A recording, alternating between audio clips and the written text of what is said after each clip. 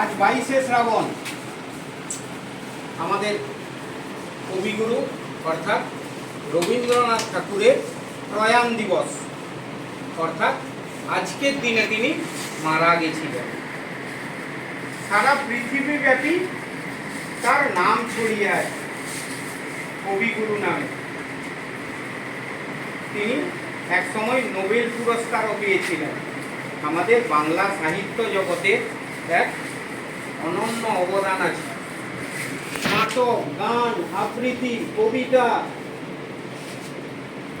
কি নেই তার, সব কিছুই তার সৃষ্টিতে আছে। তার জন্ম হয়েছিল বাংলায় যদি বলি 1268 খ্রিস্টাব্দের 25শে বৈশাখ। 25শে বৈশাখ সারা দেশ কেন সারা পৃথিবী জুড়ে প্রায় আমরা রবীন্দ্র জয়ন্তী পালন করি তার জন্মদিন উপলক্ষে। আর আজকে আমরা দাঁড়িয়ে আছি 22শে শ্রাবণ।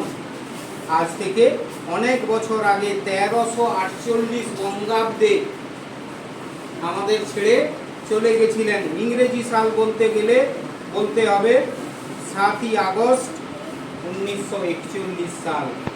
আমরা তখন পরাধীন ছিলাম।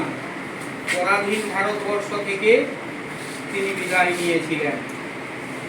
তার মৃত্যু দিনটাকে আমরা প্রয়াণ দিবস হিসাবে পালন করি।